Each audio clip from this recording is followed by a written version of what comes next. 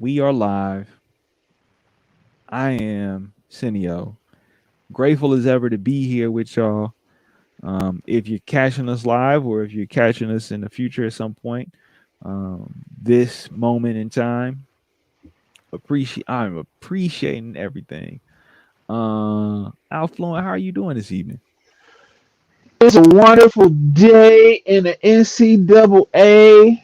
It's about, you know, 50, 60, 70 years, 80 years late, but athletes can monetize their name and their likeness and get paid, and still play the sport they love and not go into debt, not turn down gifts. They can actually like be okay as far as like food safety and books because not everybody's on scholarship um, that's playing sports. And I think it's a new wave coming, and I'm excited about it. I'm only a little bit jealous, but I'm really happy for the youths with an F. I'm really happy for the youth and the folks that are coming up in sports right now, playing high school, playing college sports. Um, it's an exciting time. I think like when you look at the scope of social media, um, that folks could now take they number and name that's on the back of their jerseys and put all their TikTok videos and highlights together and pick up viewers on YouTube and make money and not be disqualified from playing games or have their team have to forfeit anything for them, trying to make a living and trying to get ahead. Um, so, it's one of those things where it's just like, what a time to be alive. Um, but I'm really happy about waking up. So when I wake up, it's another great day. It's the best day of my life. It's a lot of different types of energies going around in the world right now, uh, and that's kind of what makes up this planet. Whether it's being on the side of destruction or conservation, right, or promotion or um, slander, like whatever is going on. It's dichotomous in a lot of different angles, and I'm just really happy to be here in this time space, sharing this time with you. How are you on this lovely Wednesday, back from saving the world? Yeah, back definitely from doing what I can and being a participant, a responsible participant in the world. Um, I think it's a beautiful time right now. I think that it's also another thing where just thinking about athletes getting paid off of their name and likeness when so many people have been getting paid off these athletes for decades without any restraint, just exploiting them. And I think it's funny because those it's this weird game of how many different changes are we going to see in this span of time. And I'm happy. I'm really happy to see the changes when they happen. Always pushing, always striving, never settling, but really appreciative when I see those things happen because athletes really deserve to be able to these young people are putting stress and harm on their body by performing for these larger entities, these larger institutions, and now they can finally start to receive some form of compensation for all their contributions. It's about time. I'm looking forward to happen in other capacities and other ways, but this is a start, and I'm glad I can see this happen. So you know, it's incredible to watch and witness. But more importantly, for myself, I'm just pushing forward. I'm pressing forward. I got some things coming along. Y'all should see something coming in the next couple of days, next week, probably middle of next week. Already giving out little hints on the social media feeds, getting back involved into their to the practice of engagement, right? Being a part of the world. So, it is what it is right now. You know what I'm saying? It's a lot going on right now. So, is there anything that comes to mind right now that just is maybe a matter of pressing issue? It's a lot of different things, like of interest, and I think we always have to like triage our like consumption of like the popular thing or the trending thing. Um, just when it comes to like how much we consume, how much we take in, and how much we internalize, because there's a lot of like negative messaging that shows up in the news, and a lot of a lot of people or individuals that were considered role models, and people to look up to, have failed in some way or let people down or set an example that was that causes harm and causes more harm than good. And I think the pressing issue, right, is always like forgiveness, but also like what is the what is the understanding that we need to prevent you know fallout, not just because of how we as the public respond to individuals, but also um, how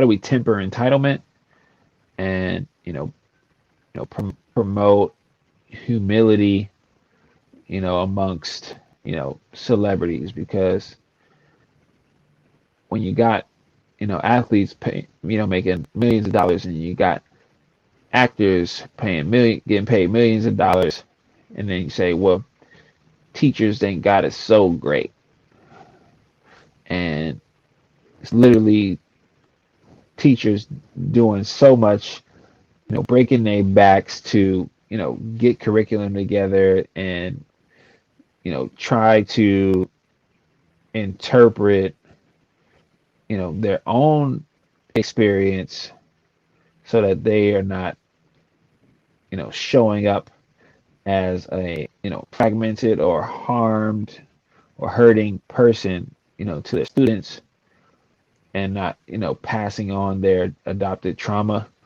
or even adopting the trauma of what their students are going through, because like teachers end up in a position where sometimes they're the only people that students can turn to or talk to about what's going on in their homes.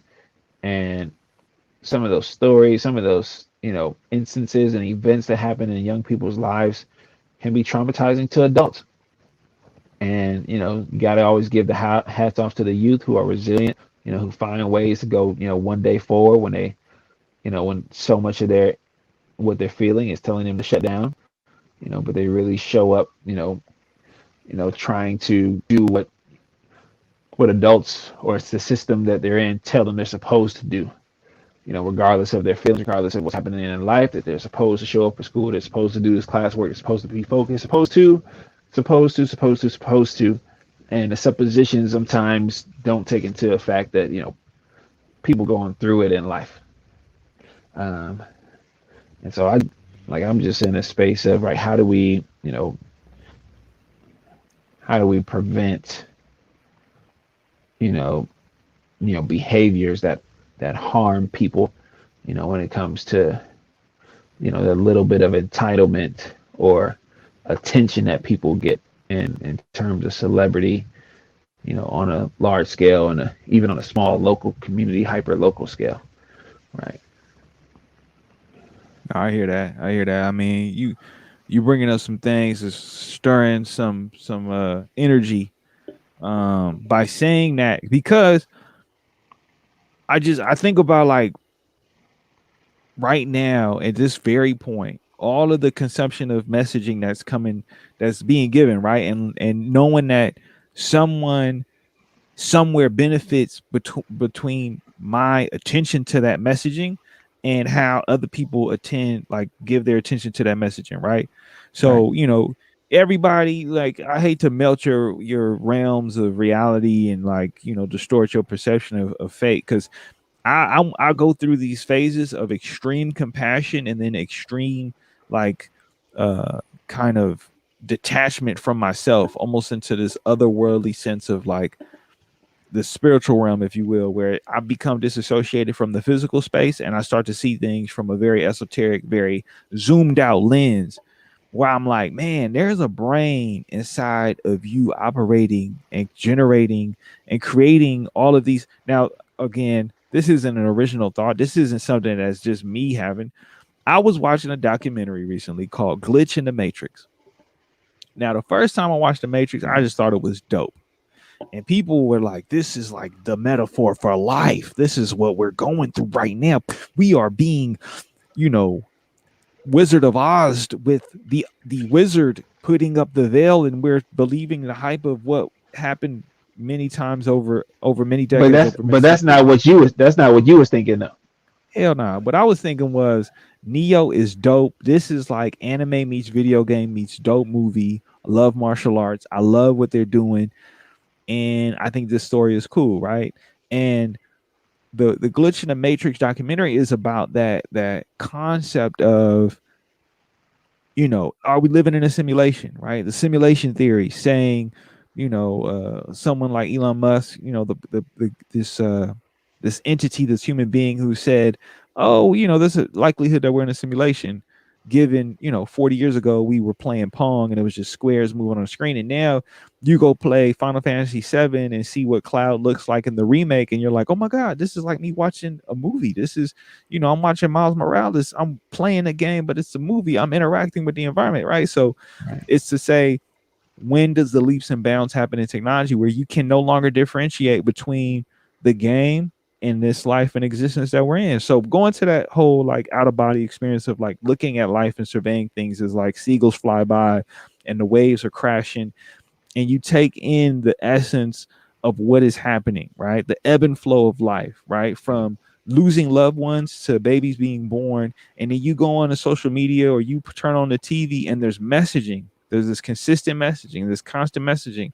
And what, all the algorithms or what the ratings or whatever the numbers, the metrics, the data is telling, is saying, this is what we need to present to you, whatever you watching, whoever you are, wherever you at, this is what we need to present to you, because it's going to get you to feel some type of way. It's going to get you to react. You're going to sit there and you're going to look. You're not going to move away. You're going to feel compelled to keep watching. So we got to keep your attention.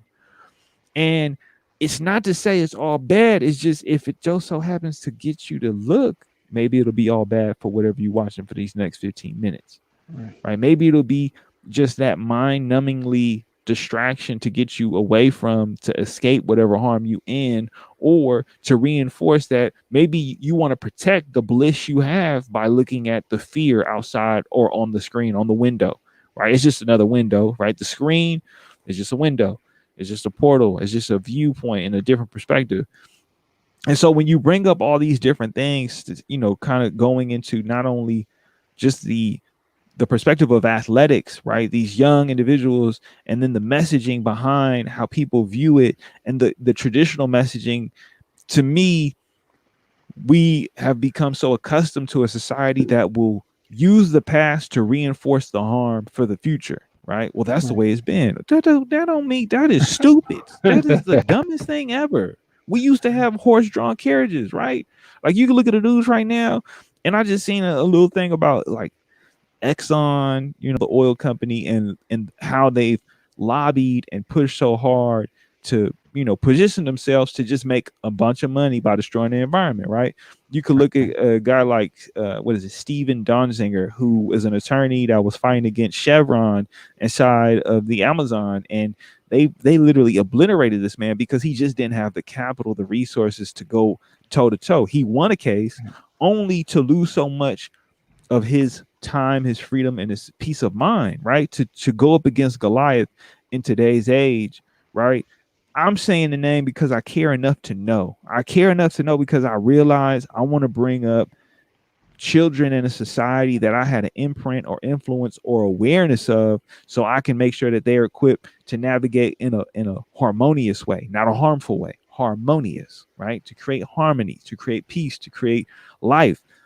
And that's why we're here, right? Because the messaging is we have a message to share, we have something to give, and we're just trying to reach out to those who may be looking for it. That may not always resonate with people because it's like, oh, they ain't talking about what's going on in the world when it comes to these celebrities and all the tumultuous, crazy things they getting away with. I mean, we could talk about that, but what purpose does it serve if we can have a discourse around the things that reinforce us in positivity and health and well-being? It's not to say it's off topic or it's not going to be brought up at some point, but it is to say very thoughtfully, carefully, responsibly communicate it in a way that isn't trying to cast judgment, that isn't trying to paint a picture. We're simply saying in the position that we're in right now, what is it that we're doing to maintain, to stay, to grow, to move into the new era, right? Because yes, people will say, "Oh, that's the way it's been." I say, "No, that needs to change. It can change. It will change. Who's going to be there to facilitate the change, right? At one point, yes, you would go to high school and then go to college and you would just play your heart out, and they would be sitting there putting on commercial after commercial, generating all kinds of funds off of your likeness, your name, and who you are, just to say, well, we're giving you a platform to showcase your skills so you can go into the NFL, right? But you blow out your knee, you tear all these tendons, you maybe don't get the best doctors, or maybe you don't have the resources or support, or you don't have the access, and your career is cut short, and all you got is the highlight reel from college that you can't get paid off of. Now we're changing that. The same way that we're creating a comfort zone for people to be able to express themselves and communicate the harm that's being done to them, right? Well, that's just the way it was. The movie executives used to just, get away with all kinds of things to take advantage of people who were looking for an opportunity.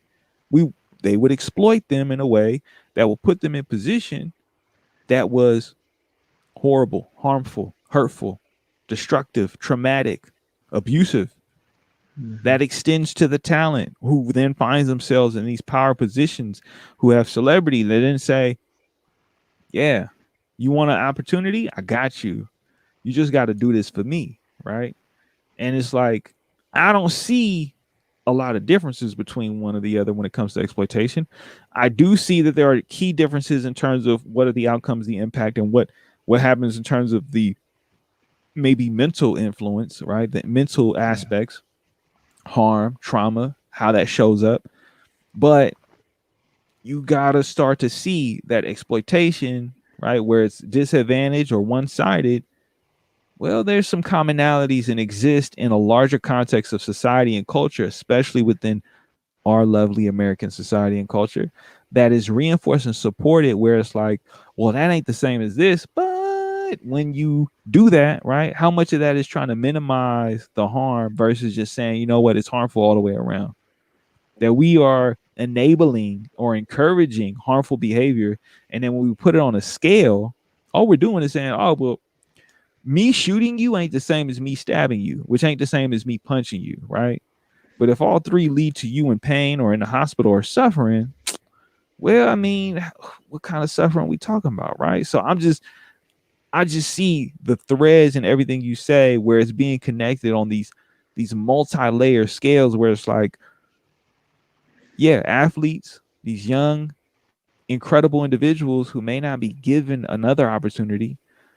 I don't see the difference in exploitation, right? Because it's exploitation that I'm looking at. When I Right. start to look at the details, of course it's different. But there's that thing, right? Of like, how do we raise awareness, communicate, and change those things for the next generations, for the youths that will come? Because I plan on having my Right. youths, and when those youths get here, I want to make sure that, yeah, we're not putting them into a situation where I'm using the trauma of the past to validate the behavior for the future, right? Like, oh yeah, that's how it's been. Y'all was slaves. Y'all should probably go back to being slaves.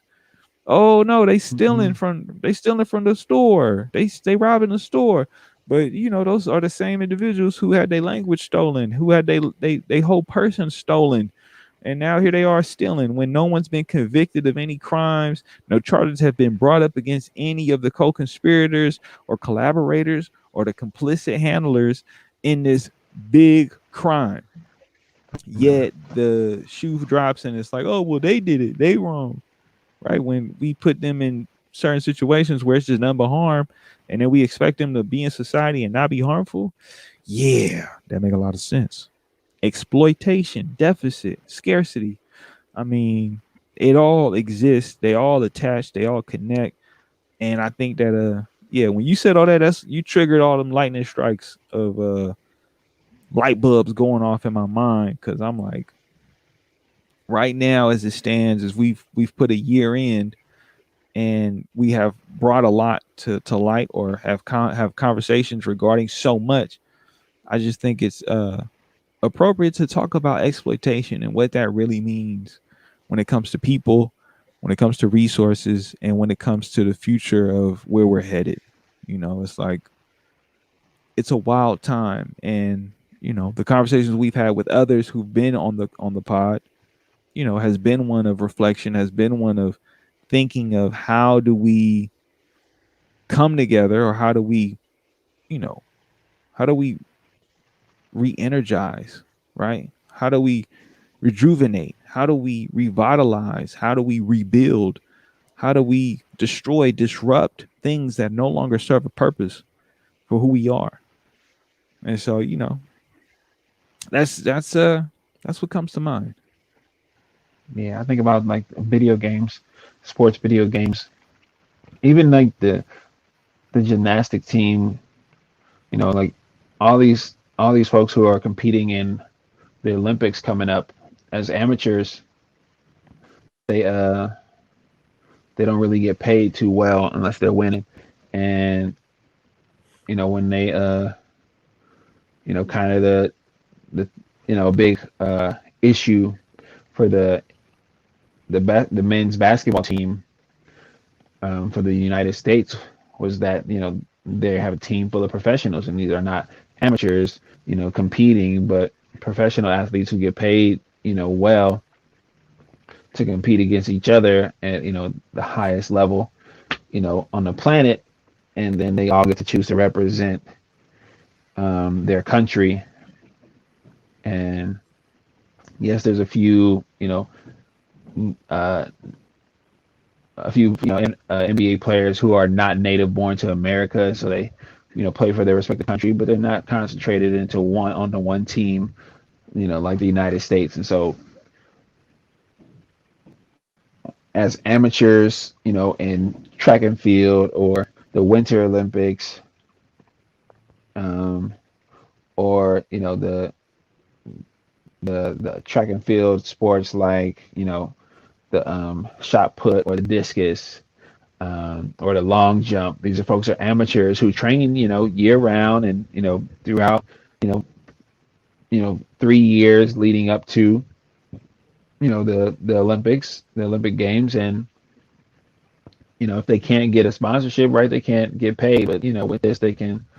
Um, you have a lot of athletes who are in school, as amateurs, trying to break world records and set standards and doing what they love, and hopefully get to a point where they can make a living, because everybody's not going to the NFL, MLB, or NHL or NBA, but they're amateur sport, amateur athletes who are at an elite level, and they can't remain at their school before tomorrow. Um, till now they couldn't remain at their school and monetize part of what they do. And it is exploitation, and it is a mentality that's reminiscent of Jim Crow South, the Confederate South. And it's this ownership that one entity has over people's bodies. And things are going to change, but we always have to speak up against it. This being the last day of Pride, um, basically worldwide, Pride Month, and the advocacy that we need to have for each other, um, you know, is even has to do with exploitation in relationships and in companies and businesses, and what businesses are doing now to show their support of queer folks. Is lightweight exploitative. In their messaging and advertising and promotion, without showing any kind of representation or inclusion, within their company roster and their staff and employees. I mean, you highlight something that I've seen, especially when we start off with video games. This is a super sidebar. Sports simulation games don't make sense to me. Just I had to say that. And there's a little explanation why. You're controlling a person, right, who's liable for human error, right? And you, as the person holding the controller, could have mastered the techniques that you need to execute to perform well in most of these simulation based sports games. I'm excluding cars. Cars are mechanical things. That's very different, right? You're performing as this athlete on a team or individually, and you hold the controller to perform the actions, which then are filtered through the person that you're playing as, right? And then it goes through an algorithm that says they have stats that then say this is how amazing they are this season, this year, this period of time. And I couldn't help but say it don't make sense to me. So stepping Uh, down from that, wait, you can't just say that and then walk away. You can't just walk out the room like that. But because, like, from a competition standpoint, right?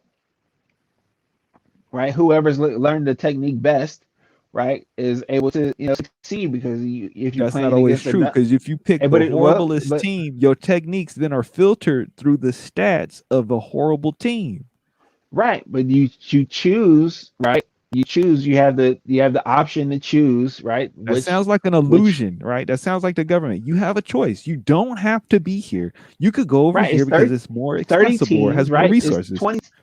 32 teams, it's 20 teams or whatever, right? You got right, and you're supposed to take your knowledge of the stats, right, the arbitrary stats or the algorithm, right, to choose your best representation, right, of at a good team, or whatever you're looking for in your competition, right? Because sometimes some people pick a horrible team, right, to play and within the limits of their stats, right, to show, right, their tested metal, and show how well they are at manipulating, or overcoming and playing against another person holding a controller, right, opposite them, right, because right, there's human error in the real life representation, right, and then there's human error for the person holding the controller, and in between those two, right, you have, right, programming, right, you have straight up coding, and you're still, just like there's, whether it's a fighting game or a sports game, you're No, no, you can't still do that. You saying, can't. You right, can't. No, this. you said So right, fighting so the game. so the fighting game is not based, right, so fighting game is not based on a real person, the same way the stats or attributes of a character or a player, right, are not real, right, they are made up values, according to performance from one year to the next or whatever, right? But the character itself, right, is a video game digital character, and the more you understand the team you play with, and the players that are on that team, and the ins and outs of the game, right, you can do your best to succeed while still also understanding tendencies of the person, right, who's holding the controller, on the other side. That there's a But lot of truth in to that. terms of You're make right. it, In terms of it making sense though, in terms of it making sense, right? It's really about money though, Okay, well there you go. right? That boom, ching, right? Vicariously be the player you always wanted to be. That ching. Now, going into what you were saying though, when it comes into the concept of like thinking of the larger context, the larger spectrum things, right? Where it brings to light the idea of like, oh, you could do this for exposure, right? Your benefit is being exposed, right? Going back to the idea of being an athlete and you're doing the most you can, right? And then you think of like the terms of like sponsorship, right? You think of ownership, you think of exploitation, you think of these very outdated practices that aren't sustainable, right? You're seeing that there's a disruptive, there's been a disruption. Now, as to why this disruption has happened, who knows? I have my beliefs. I ain't gonna say them because that would be irresponsible. But I will say there was a big disruption that has taken place, and it's caused people to realize they need more control over their life. People have a right to control and see fit. If they're not causing harm to others, why are they engaging in certain practices that could potentially be harmful for the sake of posterity, for the sake of legacy, for the sake of culture, right? And this is the thing that I'm seeing now, right? Because I mean, it kind of connects to the whole concept of playing a game, right? People will play a game, and oftentimes it's because other people are playing a game, right? I want to Mm, play this so I can show I'm the best amongst others. right, But then we think of something like, what they've tried to implement are these small microtransactions to generate long term profits, right? Which sometimes prey on our own human need for validation and approval, right? Our own need of like, oh, accomplishment or achievement, right? Or this gratification that we receive, right? And then we think about like, oh, well, you've been exposed. That's your gratifying marker. That's your where you've received gratification, right? You now are grateful that you had exposure, and we've made money off of you, right? Because you've been in this position, or you see the headlines. I mean, often, oh, there's not enough people in the workforce right now because people are tired of working, right? And yet there was an expectation prior to this disruptive force that people just were going to do these jobs forever. And then as soon as they said, oh, wait, you can no longer do those jobs, what happens? Oh, well, we got to take care of you. And then you find out, wait a minute, you taking care of me is more beneficial than me going out and participating in this society and this structure that exists, right?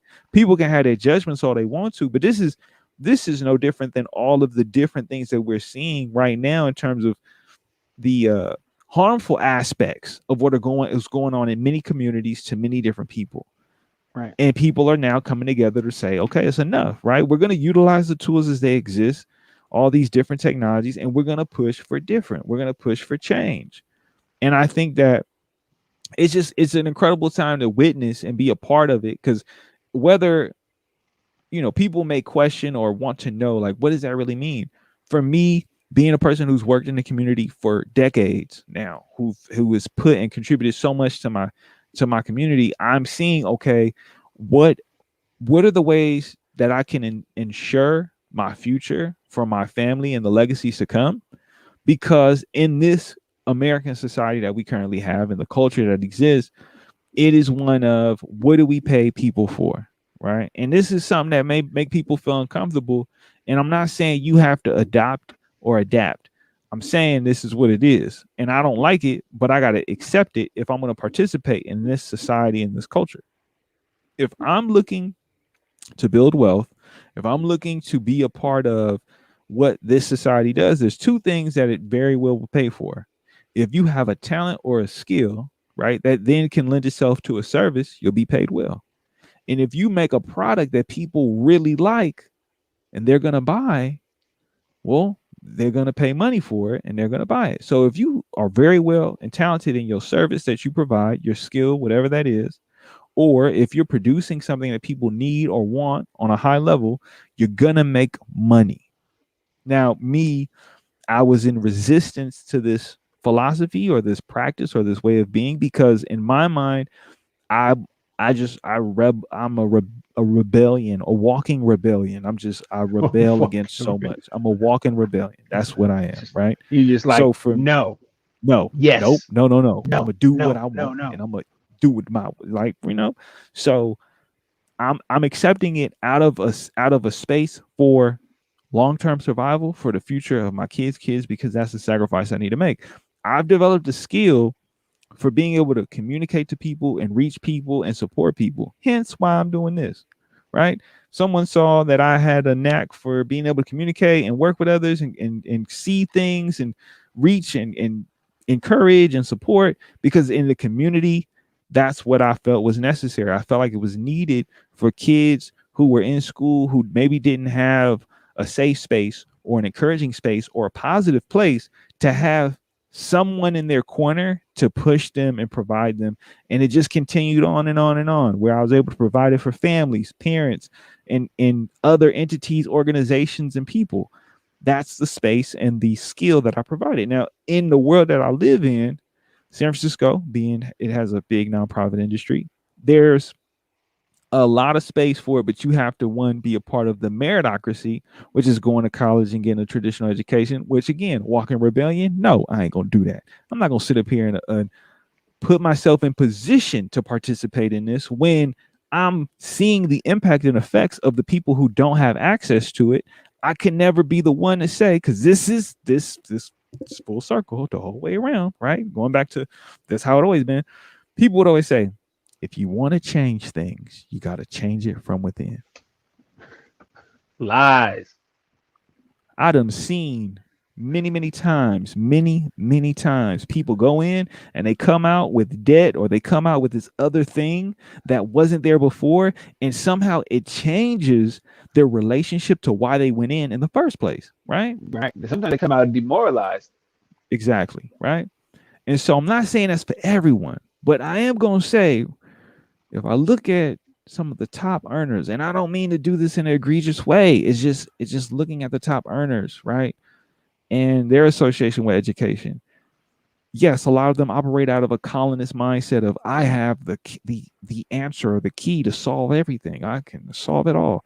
But a lot of them didn't go into a traditional education. So I'm like, okay, there is room for any and everything to exist. It's no one way. So I'm saying that to myself as much as I'm saying it to everyone else, as much as I'm saying it to you, Affluent. There's more than one way to get where you want to go. But I Right. have to be aware of what exists in the current context of what I'm sitting in order to really navigate in a very responsible way. I don't have to like it, but I got to accept it, right? And the thing that we're looking at right now is that, yes, people will say, if you want to change it from within. So let me get this straight. We got a bunch of dudes who came over on some ships, realized there's a bunch of land that was people living here. And did they take the time to learn the language? Did they take the time to understand the culture, to understand the practices and assimilate to what was already there? Or did they say, you know what? They didn't even stay in their own country and try to change it from the inside. Well, based off of how it was and the way it's been, I need to get away from that. And I'm gonna go Right. somewhere else to do what was done to me to someone else, right? But as a group As a instead of different group, right? as a group of us, right? We go be the ones, right? The folks that came across the ship, they go band together to oppress someone else the way that they were oppressed by another group. Let me go and exploit this land and these people for an opportunity to position myself in something great, right? So hundreds of years pass by and they find other people to exploit. They find other ways to push people to say, you know what? We're not going to go to the different countries in Africa and learn your language and learn how to build an economy and support you as an ally. What we're going to do is we just going to take you by force.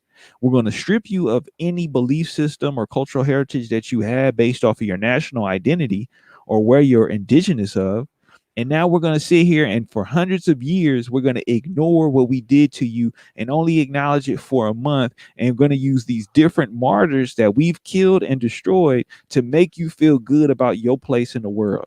Oh, and when we have you represent us on our Olympic team, because most of y'all going to be the thing that we stole and took for the simple fact that y'all are multi talented, we going to just say, y'all represent America today. Y'all represent America for this period of time. Y'all represent the country and we gave you exposure. We gave you a platform. You're a professional. You go right back to your professional, somewhat shareholder league, right? Because you are a shareholder in it, right? You may not be the head of the table, but you're a part of it, right?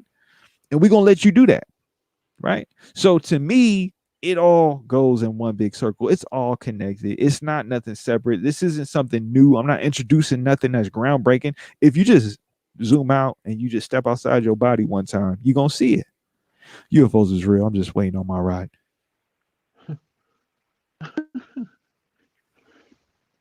You're right, man.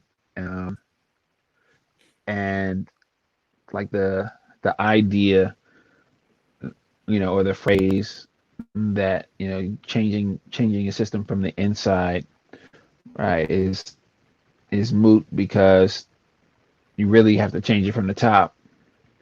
But in order to do that, you have to then go through this transformation of you know complicitness and conf- conformity just to find your way to the top, and to realize that the the top is is a is a falsehood, right?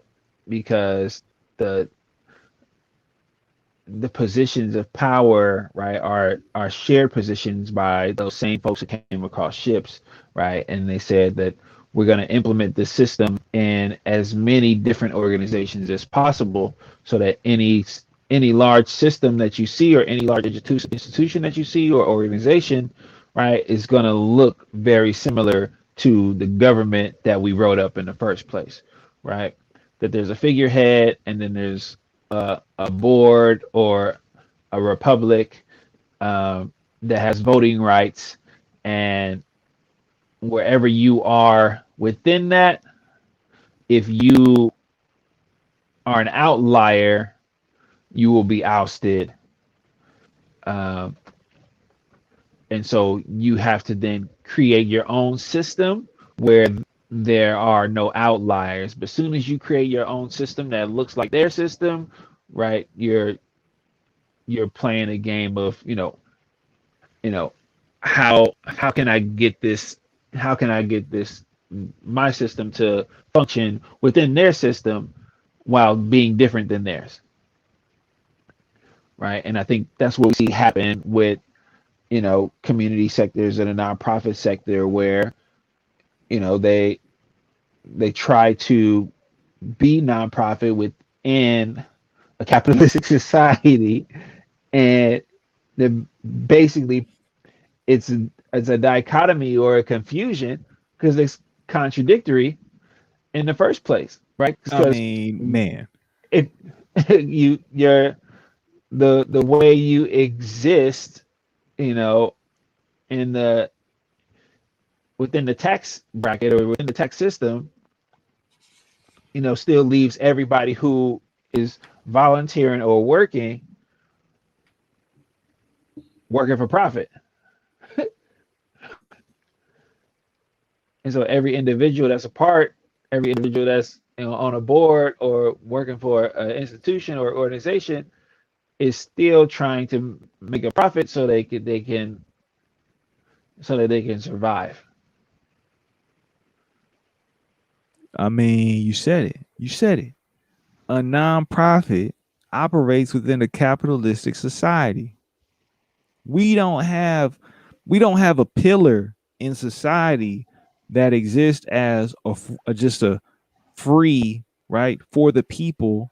Right. Nothing in society It's exists in that capacity. It's there's no all, engine there like that. You're right. yeah, there's nothing that mechanically operates. There's no system that we've provided or devised where it can coexist in as a equal to the capitalistic structure, right? Because every time we talk about taxes, there's crazy people who defend billionaires and companies that care less about any one of us as long as we're able to make them rich, right?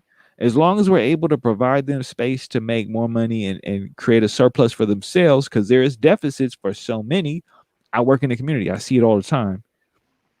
Yet that's the thing, right? We gonna sit here and be like, oh yeah, change it from within. The only change that's gonna happen from within is you having a come to Jesus moment within your soul, right? Right, exactly. Your That's the change only within change is that's gonna happen within you, within. right? It's within you, right? You need to find that Buddha Allah Yahweh, whatever that is within you, right? That epic scope of nothingness, that Zen, that Nirvana, whatever you want to call it. You got to find that change, that motivation within you. Now, everything else, if I look at it as for what it is, right, regardless of how I feel about it, regardless of how I feel, because I can do that. I can do it. I have the capacity to see beyond my personal wants, needs, and where I sit with it to know, okay, this is what y'all did. This is how y'all got here, right? And I'm not, I, when I get into that esoteric self, I have extreme compassion. That's the thing that is like, it always amazes me is that I can get to this point of compassion for everyone, right? It took a long time to get here, but I can see and understand why.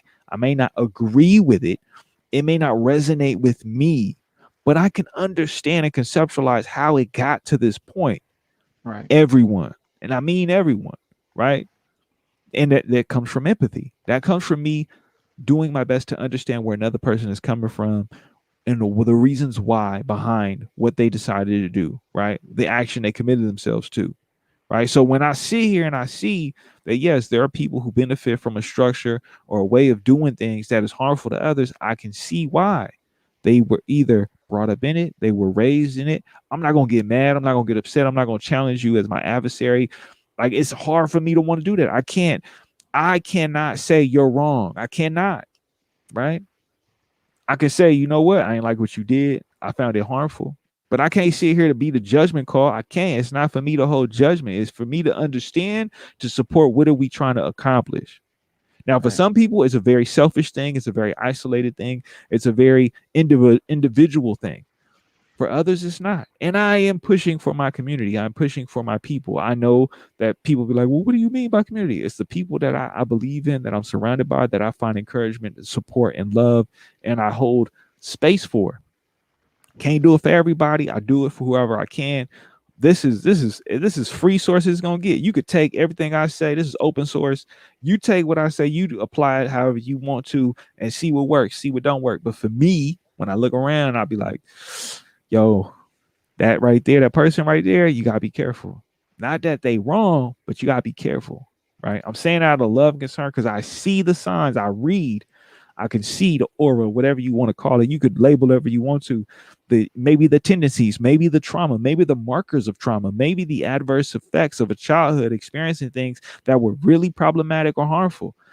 But I'm not saying they wrong. I'm just saying you need to be mindful of who you with because that person right there, look, this is what they accustomed to. How do you know? Do you want to find out? I did the scatter report.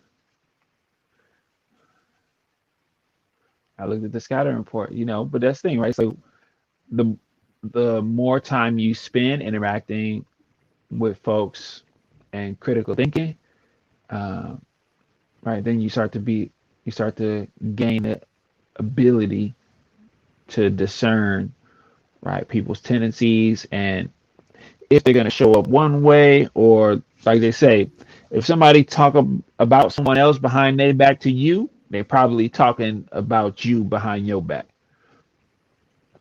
And when people learn that, right, then they can say, oh, well, if this person is not really authentic, right, then I can trust them to, be inauthentic on a or disingenuous on a regular basis. And then I can operate within those tendencies, right? And say, this is what I can expect from this person. This is the boundaries I'm gonna draw, and this is how I'm gonna navigate or make my decisions accordingly with the knowledge that they may not show up as an ally, often. Um, and so sometimes it's better to be surprised that somebody shows up as an ally than to than to trust them to be anything but you know anything else. Oh, that's real. That's real. It really reminded me of uh looking at two pieces, two sides to this coin. One side, looking at right the idea of who you keep around you, right, and who you are in the middle of it, right. What identity do you want to hold? Who do you want to be?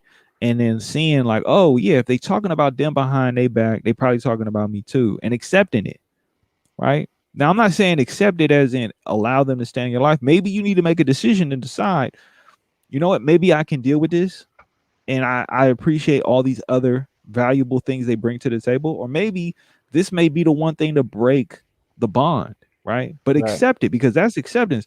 Me saying that's what it is and knowing that, and then deciding, you know what, that's not harmful to me. That's just who they are. Or that's harmful to me. I need to have space, right? And knowing within yourself, sometimes it'll take time to realize, but it goes back to exploiting. It goes back to exploitation. It goes back to that idea, right? Right. Well, that's the way it's been. Right. Because for me, right, I say this often, I lose trust and I lose faith, right? Is it anyone's responsibility to earn it back? If they don't care about me and they don't love me, no, right? So when I look at a big entity like the government don't love me or care necessarily about me as an individual, right? But I do care about people. So then I have to think about what is my relationship when I know policies can be exploitative towards people, right? Or the relationships I hold, who's going to walk with me to enact or push or change things? Because, yeah, okay, they may cheat on their significant other. But let's get into the dialogue tree. Are they the type to lie and continue to lie and hide it? And how do I feel about honesty? How do I feel about being forward? Or am I lying too? And this is a shared value that we hold, right? Right. Or are they really saying, you know what, I'm getting ready to do it because of XYZ factors that I'm going to communicate and let them know? That's a different story, right? They Well, are cheating on it's someone, another right? story. It's a whole nother story, right? But it's really looking at it beyond the scope of what the word is and looking at, well, how is it used in the context of the situation?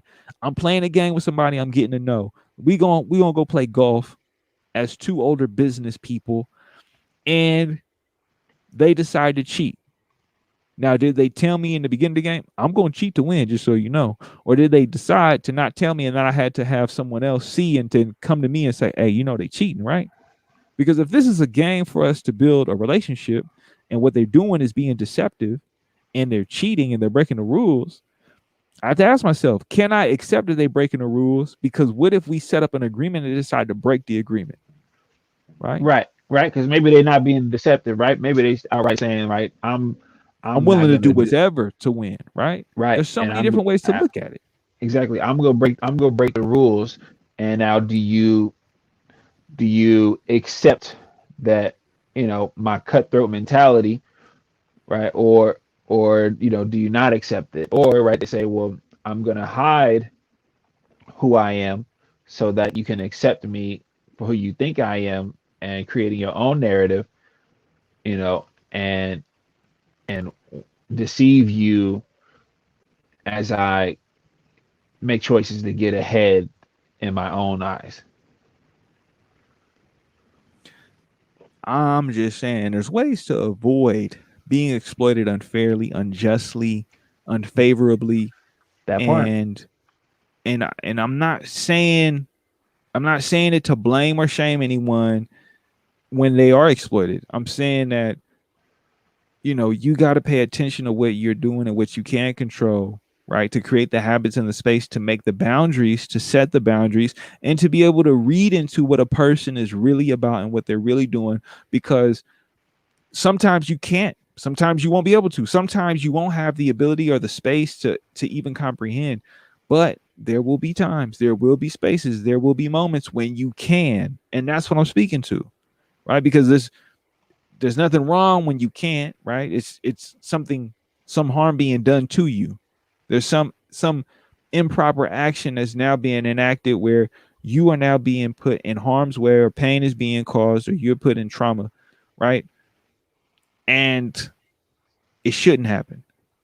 Right. But there will be opportunities where you'll see it coming if you're willing to look, if you're willing to accept it, if you're willing to take in what it is that's happening without it being filtered through what you want, through your individualized scope of what you think, right? Sometimes you got to step back and assess and really see, what is my comfort level with this?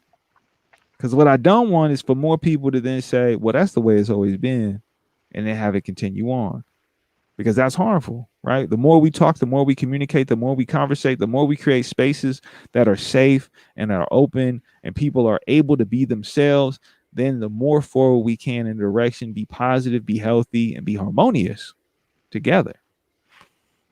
I mean, it's those things that come to mind because as much as this conversation may have its points that are veiled, I mean, today is June 30th, the last day of Pride, right? It's the June 30th, 2021.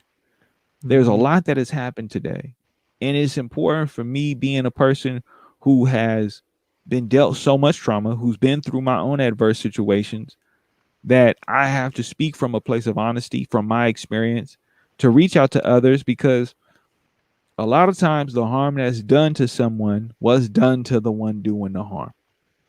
And we have to be very mindful, if we want to change things, as angry as we rightfully are, as hurt as we are, and as much as we may act out of those emotions, we have to really get to the root of the problem to stop it from happening. Right. Because if all we do is say, you're evil, you're vile, you're disgusting, when they've been operating out of this practice that this is the way it's been for them and it's worked for them up until it didn't, when do we actually change it? Because you don't change it by saying it's wrong, right? You don't tell the kid in class, you're wrong. You got the math problem wrong. No, I need to encourage you, to support you, to find the answer, to get it right. I'm not saying you got to make everything super cushiony. I'm not saying that. You can make it challenging, but you can have compassion. You can do it with restraint. You can do it with the scope of realizing people are still human. And if it don't work, well, create the boundaries necessary to do without. I'm just, that's just me. That's how I see it. Yeah, but like, when it comes to like that exploitation and then, choosing, right, whether you're gonna believe in the idea that the narrative that they create that's created about you and why a group or a person is choosing to exploit you. Um, like if we choose to believe their narrative and why their reasoning for causing you harm or causing you trauma, right, then basically it's a choice to, right, continue to be exploited.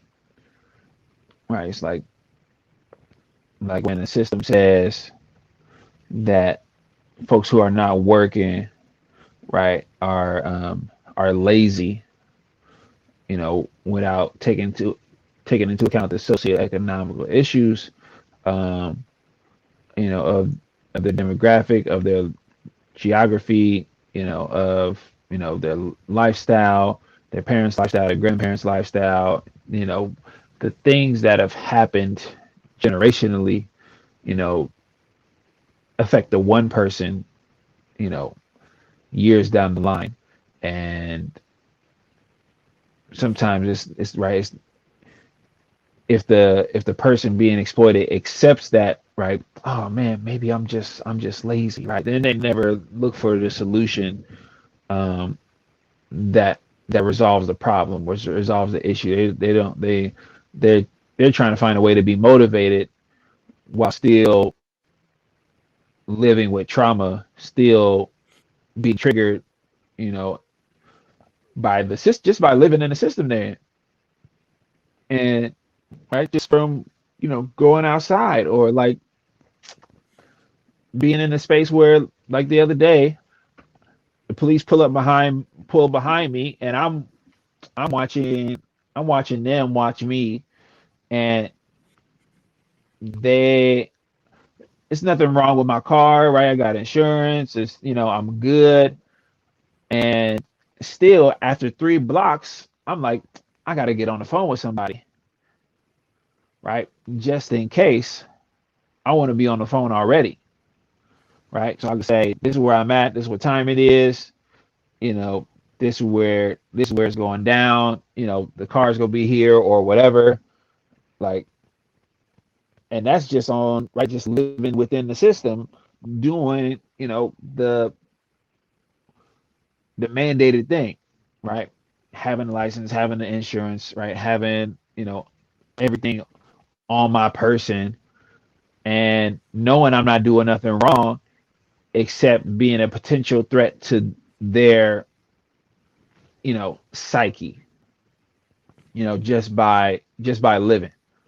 Um, and if I say, oh well, it's my fault, right? Then I'm letting them continue to, exploit me however they want, right? But if I don't acknowledge that there's something wrong with the system, right, then I'm setting myself up to live a life where I continually exploit it. So I have to right then say, well, you know what? It's not that I'm lazy. It's actually I'm dealing with a lot of fear and trauma on my everyday life, to where I feel like I have to like find solutions to navigate and look after myself within a system that is, make it as a threat to me, versus me believing that I'm a threat to police or anyone else.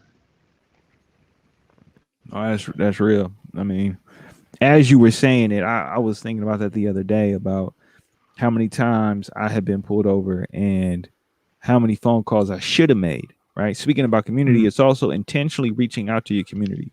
Right. It Yeah, goes yeah, both ways. Right. Some people you hear all this, you be like, bro, it ain't none of me, bro. I'm good. Yeah, but there might be somebody within your realm, your circle that ain't doing good. That is being put in a position where they need you to reach out to them. They need you to check in on them, right? They can't even see, or they don't have access to this. So there's right, no I'm good.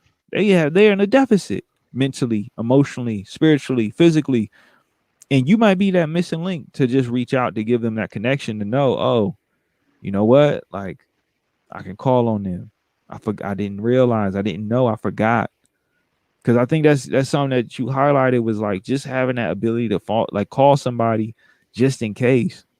It's important. It's necessary because you never know. I've made a better practice of doing that, and I'm thankful that people have reciprocated and done the same. yeah, And I think that if anything from this conversation, yeah, it's about that connection, it's about that understanding, and it's about that coming together. Those strands, connecting those strands. for sure. So with that, Outfluent, do you have any final thoughts for these people, for me, for anybody, as we conclude episode 56 of the Lyrical Ones podcast? Um, you know, Yeah, yeah, yeah, anything. yeah, for sure. Like right now, I mean, just what we see in the news, it's a lot of different decisions being made, about how to see sexual assault and see gender-based violence and see, the perpetrators of these things. Um, Multiple cases and sentences being carried out, or being overturned, and at the root, right, we can't make excuses for why people are violent. We can't make excuses for why people prey on others. We as a people have to hold each other accountable, um,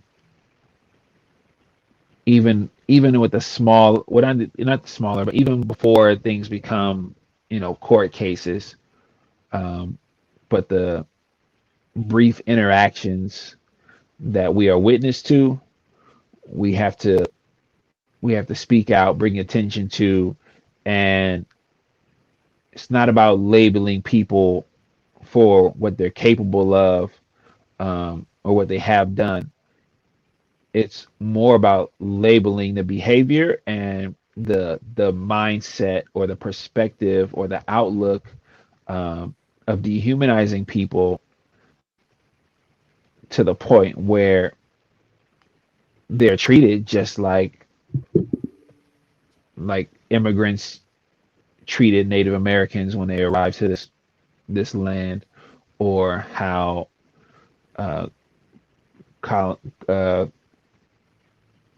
colonists treated kidnapped people from Africa, um, or how men treat women, or how adults treat children, um, or how bullies interact with the world. Yes, people are hurting. So many people are hurting, and it's not a reason to cause more harm. It's not a reason to um, solve issues with violence, as people learn how to process the harm that was done to them. Um, but we also have to have that ear and that awareness that sometimes the reservation or the reclusivity of a person is unnatural and uncharacteristic, and is not about their personality, but it's actually some defense mechanism, and it could be, related to some trauma that they've experienced, and looking out for them, maybe looking out for somebody else down the line. No, definitely. I mean, I'm glad you brought that up. Um, yeah, it is a thing where not to label, but to just say in this capacity in the moment, right? As a situation happens, someone's harmed, someone's harmful. For the one who is harmful, there's a lot of work we need to establish and create, and we need to infrastructure that needs to be sustainable to catch the ones who will be harmful, right? Yeah, To support them in whatever processes of healing, understanding, and self discovery so they can better understand their relationships to the world so they're not harmful to others. And for the person who is harmed, we as people need to be there to listen, to be yeah, supportive, to be attentive, to to be an ally or a friend, a family member, a loved one, to be at their need, right? To meet them where they are at, yeah, not to judge, not to try and probe and figure out things beyond the scope of care, right? The scope of compassion, the scope of being there for someone, because it's not to make excuses to know the reasoning why things happen, right? But you also have to ask yourself, are you the one to figure that out? Right? What is your role? Is your right, role to be a person that's there to care?